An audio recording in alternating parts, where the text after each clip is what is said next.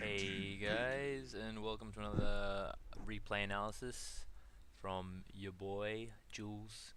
Um, so this is the first game we played against these guys who are quite high. They're like 5 to 6k opponents, um, and I don't want to comment too much on the draft because I think that generally we want to play to the draft strengths and like I mean you can while you can make mistakes in the draft. I don't think it's it's I think the majority what I'm trying to say is that the majority of the deciding factors in a game are um, decided in or take place in over the course of the gameplay, not actually the drafting. Um, but I will make a few comments, like for example, we let Doom through. That was a really obvious pick, I think, considering the meta, and maybe we should have accounted for that. But yeah, we let it through regardless. Another thing, also, I just wanted to make note of is that we didn't really anticipate the lanes. Like the way Doom is played or has been played a lot in this meta. Sorry, I just gotta do that. Is that he's off laned, and we could have drafted a really strong off lane to deal with this Doom. But we were talking a lot about a pushing strategy, and we wanted to get pushing heroes, and I think we neglected the lanes a little bit. What I'm thinking about right now is that we could have potentially put Shadow Fiend bot, and he's a good range hero. We'll probably um, would probably do well. I don't know, like Shadow Fiend safe lane doesn't. It seems pretty unconventional, but regardless, I think my main point is that we were disregarding the lanes a little bit. Um, yeah, so just moving forwards a little bit. So what something we could anticipate really was the Quap pick. They picked Quap here, or in the third pick. Um, and this is something that we could really use to our advantage. Like for example, we could ban out someone vulnerable to the Quap, or like we do something similar. We ban I think Storm, and that's like, oh okay, Storm's countered by Doom. I think it's Storm. So that's like similar thinking, but like when you think about it, really like Shadow Fiend is a good matchup against Storm in the mid lane, and if we picked up a Storm here, if they picked up a Storm, I mean we've got Hex and we've got Shackles, and he might be a pain to deal with, but it's not like we don't have the tools. It's not like we don't have a stun on this team yet. We do, right? Anyway, continuing. So what we draft here is we third pick. See, like here we have the first pick in this phase. We could say, oh look, they're probably going to pick up a Quap because we've banned out Storm. Why don't we pick up like a Skywrath Mage or someone with the silence? And I think I say Skywrath because I think he would have been really good in the lane against Doom. He would have been really good harass. Another silence is good against Witch Doctor. The high range to harass him out of lane, then force him to use his regen.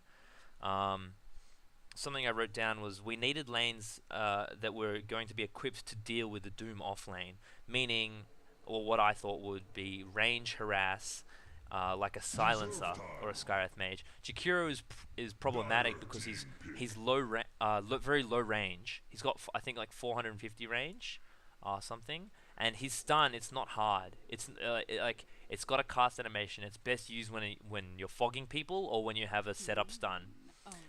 Shadow Shaman is weak in the try against these two particularly because he's low movement speed, and Doom can just run if he's caught out of position, Shadow Shaman, Doom can just chase him down with this, which makes him really vulnerable. And also, Witch Doctor's got a high range stun. The bouncing casts mean his shackles is not always reliable, considering the situation. So they pick up a Quap, and we're lacking a second support to really deal with this. Now Jakira is like a really nice pusher, but they are so well equipped to stop our push at this point that it's senseless. I mean, even with disregarding the quad pick, like when we picked the Jakiro here, it was really tunnel vision. I think we were picking because we wanted to play a push strategy, and it was maybe a little bit naive. We should, I think we should give more control away to the drafter when we're drafting. We already talked about our problems in the drafting, and I think it kind of solved itself a little bit in the second game when we started to take a lot more from Nicholas, our drafter, Monkey, rather than giving like having an overbearing amount of information placed onto him. So the in the cases that I think Jakiro is good, is basically when I mean he's a decent hero, but you need to be able to pressure the tower, and be on the front foot. And we talked about this briefly in the game, that our lineup wasn't meant to play from behind. Because yeah, Liquid Fire is great, but only when you get it up a few levels. And Dual Breath and Ice Pass are both really good spells, but you kind of need you need setup for it. Like if this was a Shadow Demon instead of Shadow Shaman, maybe that would have worked. But because we didn't really have an initiator in the lane. Okay, and then they pick a Crystal Maiden in their fourth pick. At this point, it should have been really obvious to us that they were gonna safe lane the Quap. Or maybe not obvious, but it would have been like at this point, like we pick a Legion, so like obviously they're gonna put range in their safe lane. What I wanted to comment on was that I'm just gonna pause it. CM is a natural jungle hero. We know this, but we didn't talk about it. We completely disregarded the CM here because we didn't. I think we were just really focused on our last pick and on Dragon Knight. We were talking too much about stuff that wasn't really draft related, I think. But if we had anticipated, the CM's they're gonna put this CM in safe in jungle and the Quap in safe lane, and these two heroes, Doom and Witch Doctor, in the off lane, then maybe we could have handled our lanes a bit better. Yeah, they ended up putting Zeus mid and against the Shadow Fiend. Now, I want to go through this fairly quickly because we've got a second game that I want to review. First big error, oh my god, is look at this. Witch Doctor has 2 Sentry Observer Wards, and they come straight down, and they get them both in our jungle. And this is really smart, actually. They put one here. Oh, yeah, they put it here, but it's not on the Magic Bush. So this camp still spawns, and this despawns. Now, what happens at top? We've got 4 heroes here. I'm not in position because of miscommunications, and we were talking about these guys coming into our jungle. If I was there with a shackle, I think he would have died. But then that's 5 heroes committed to kill a 1 Queen of Pain level 1 Quap, who's not even mid. So I mean, worth potentially. I'm not sure. This guy decides to rush Soul Ring first. He doesn't have any regen. That is like, we should be able to take advantage of that. So I've actually divided up my comments into the 3 lanes, because I think we basically against these guys we got outlaned. These guys are very high skill, and they basically won the game in the lanes. That's what I believe. So I'm gonna just comment on the lanes individually. I'm gonna start with mid. At 1 minute and 13, like, I'm not actually a mid player, so I mean take everything with a grain of salt. But I just want to get my thoughts out. At 1 minute 13, Zeus. He's actually expended his mana pool. So, if I skip forward a bit here, or I'll just speed it up. Like, this is just farming. Let's get the last hits up. So, yeah. I mean, like, see, Zeus is all about the Arc Lightning in the early game to get his things up. Now, look, look at this. 1 minute, we've got a Soul Ring on Zeus, and he's out of, like, that's his regen. What is it, 3 HP per second? And then Jakiro cancels his clarity. So he's got no mana for anything, and at this point, and he's got no regen, like health regen. And so at this point, Monkey, our mid player, is actually salving up. This point, I think, is an opportunity for a smoke gank. Like when the enemy mid has no mana and no boots. Prime opportunity if we can set it up with like a pull or something to smoke gank the enemy hero. So like this is, I feel like at this point I would have liked to hear our mid player say, guys, the Zeus just got his soul ring, let's get a gank on him. Like, see how he's just used all his mana, and they've just got Arcane Aura. Like, if we can shut him down before he starts harassing our mid player like this, that would really benefit us. Okay, I wanted to make another point here, quickly. Just go back a bit to 1 minute 4. So Jakiro just pushes him off the lane. Now, like, watch this. Watch.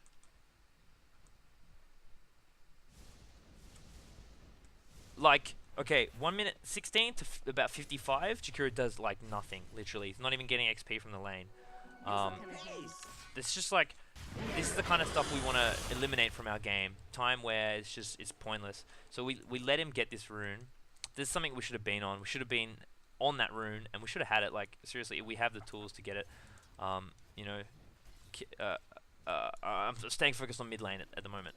I'll come back to the bot lane later. At 1 minute, like, this is getting really fine details. Like, I don't feel like I'm really qualified, but I'm gonna comment anyway. Like, 1 minute 57, misusing rays here. Okay, so Zeus is like out harassing him, but like there, like that raise. It's just like, why are you angling it there? I feel like if Zeus is gonna harass you, you got to step back anyway. Like, the only point where you're gonna be on the side that's gonna help is like if he's gonna lightning bolt the middle, and you're gonna be on the side here. Like, look at this raise. Like, there is nothing. And you should be. I don't know. He's often standing next to the creep wave. This'll come in handy. So I think that, you know, he should be hitting Zeus with more raises than he is. Speeding it up. Okay, at 3 minutes, when Tidehunter should stun Zeus. Oh, sorry, at 2 minutes, Shadow Fiend was half the last hits of Zeus. Just a comment, quick comments. At 2 minutes 20, not using tangos versus the Zeus burst. So here, like, there you go. I mean, he's using it now, but like there was just a moment where he's not using it. Like, if you're not on full HP, you should be regenning, especially against the Arc Lightning and the Static Field of Zeus. I feel like. I just wrote down, so Shadow Fiend should stand back from where the creeps meet to avoid harass. So I think this is like where Zeus is like coming up to the lane, just to like last hit. Okay, there. Like at this point, 3 minutes 20. This is 2 minutes 20. Wait, no. Sorry. 3 minutes. 3 minutes is when THD should stun Zeus, Jakiro. So we've got our Jakiro player stacking. He comes in to give our mid player a tango. But look at this. Look at him out of support. Like, look at him.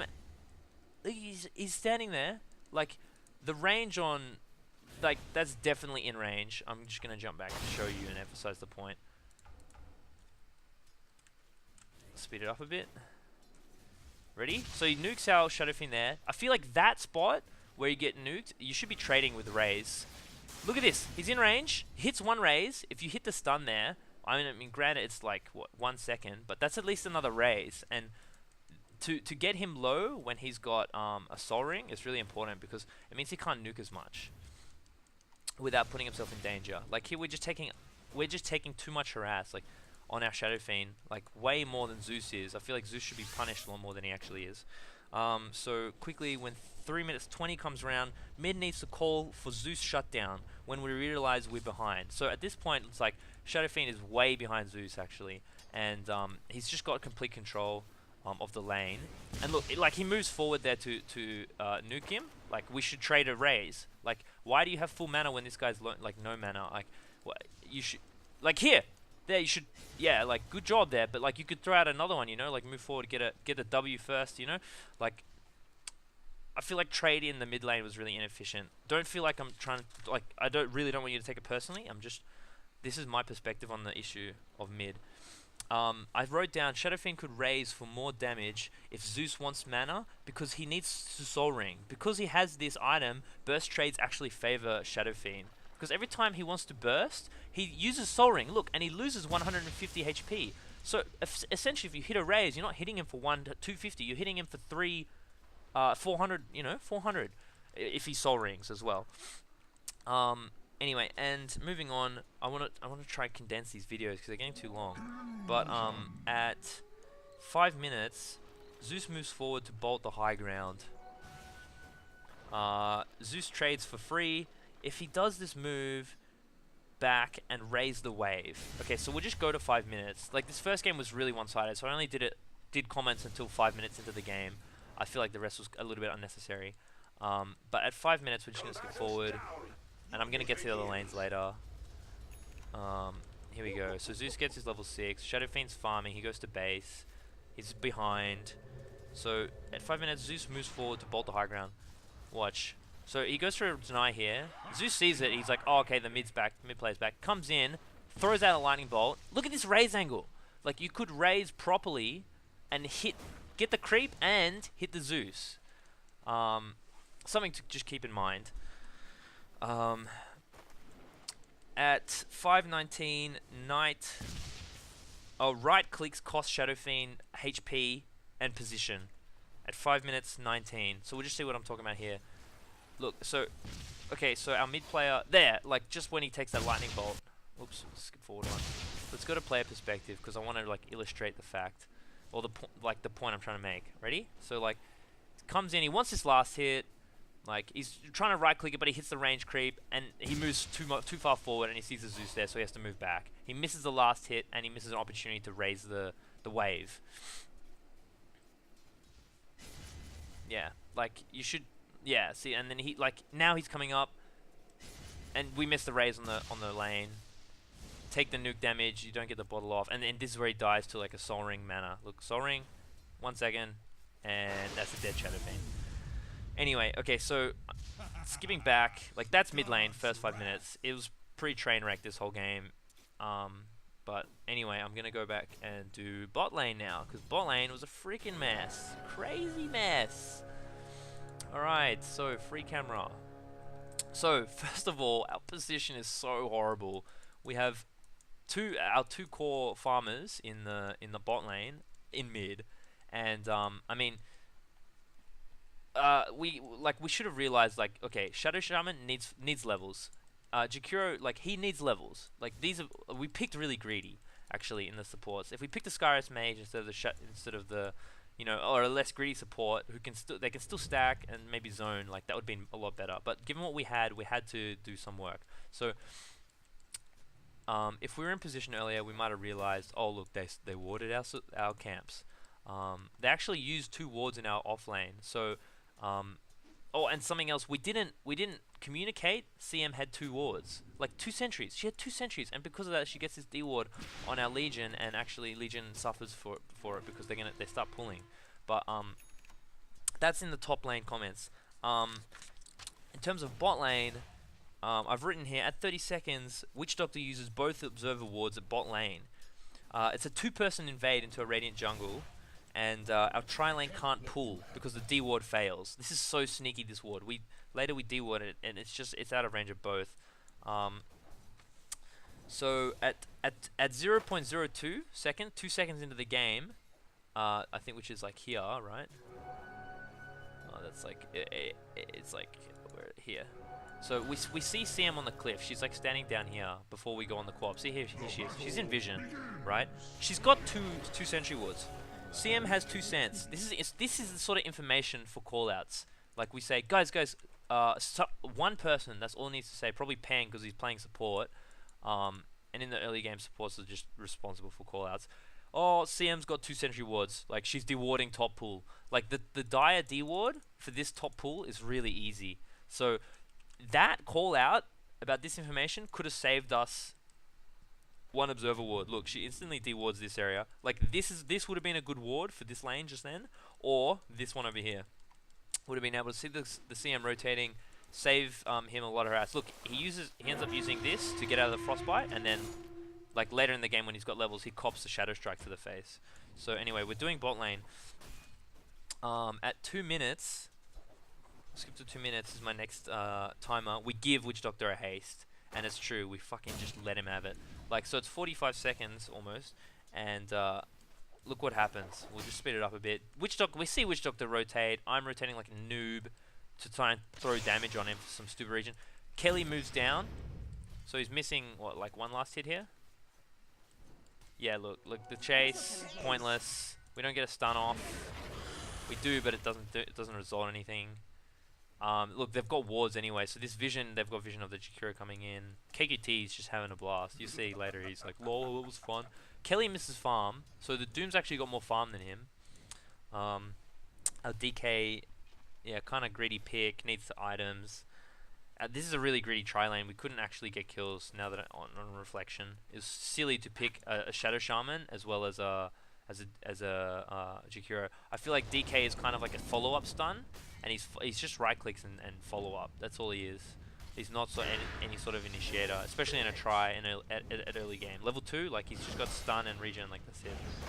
This is alright. We don't really die here, but like look, they still have a salve, 3 tangos, and tangos on him and mangoes, and we have like nothing. I've used all my regen. He's got 1 tango left. At 3 minutes, just there, I'm gonna slow it down so I can read it. We aren't trading well. Lane goes downhill. They have full creep control, which is true. They have full creep control. Even though we have a lane ward, we can't do anything about it.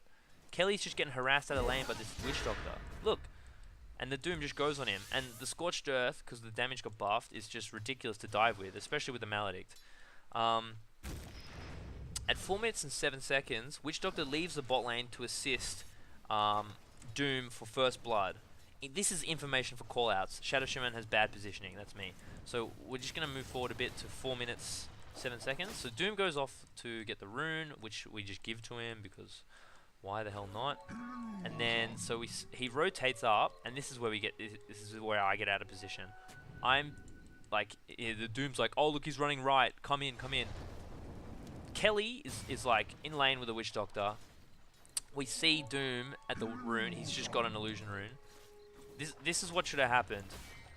Kelly's like, oh, okay, it's getting easier to farm. It's getting easier. Oh, Witch Doctor's left the lane. Sweet. Witch Doctor's left bot lane. Like, here's the ping, but it's from Witch Doctor. You see that? And then I get stunned out of position, get a Maledict on me. He's already got his Scorched Earth up. This is a first blood. So, mistake in regards to giving away first blood. There it is. That was really bad positioning on my part. If I just ran left, I think it would have been sweet. If I had the call out from the missing Witch Doctor, or if I had just looked, like we had the vision, if I had been aware on the minimap about the Witch Doctor rotating like this, then I could have just gone left and lived and not given up the first blood. So that's my bad. At 5 minutes 20, the double range creep is pushing, leads into the Tide Hunt, the Twin-Headed Dragon aggroing the creep wave. Oh, yes, note that he just eats that tree just there. It's important. I wrote down he runs left instead of down, costing him a death. We'll see it in a second. I'll just fast forward to 5 minutes 20. So at this point, like, look, they've got full creep control. DK can't come to the wave. Forced to just get XP, and we lost the D ward. Look, it's not. Look, this is me trying to find it fruitlessly. Okay, so here, 5 minutes 20.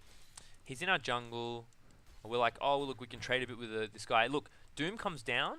And Jakuro's here. I'm here for follow-up CC and damage, but Jakuro's here. Aggro's the creep wave, so we've got to do dual thing. And look, there's an escape right here. And you run left, and I'm like, okay, look, let me get out of sight. But that's not going to stop the bounce. The change was like 2 patches ago where it bounces in fog now. So you cop a Maledict to the face. The Doom Scorched Earth also wrecking you. Another kill for Doom, I think. Yeah, and look, there was an escape here. So, I just wanted to comment on, like, very small mechanical stuff and, like, being aware of our surroundings. Like, something we want to improve on is knowing what's available to us and what isn't. Like, for example, I should have known before putting this ward down, oh, it's not available to us because they have vision. Because, you know, like, how is it available if they know it's there? And we see CM rotating into our jungle. That's all the notes that I had for mid lane, bot lane, because this game was such a train wreck. I didn't want to continue commenting on past past 5 minutes in the game. But look, this video is getting really long, so I'm gonna divide it into two. I'll upload this one first, and then upload the second one second. My comments on top lane was just that that at 58 seconds the small cam was dewarded, and it's just unfortunate. That I mean, Cab did really well to get what he could from this, but this co-op he's just naturally trades easier. I wrote if we commed that CMS 2 sentries, better placement could have been achieved, and I talked about it like here or here, or even on the rune, you know, just for the vision. I also wrote Cab does well to get what he can from the lane, so you know, kudos man. This game was really emphasizing just a lot of like laning problems, and you know, and like this sort of problems, like not like being inactive. Like when you know, you got to be either a liability or an asset to the team always, and we want to always be assets. That's the aim. Okay, I'll see you in the next vid. Thanks.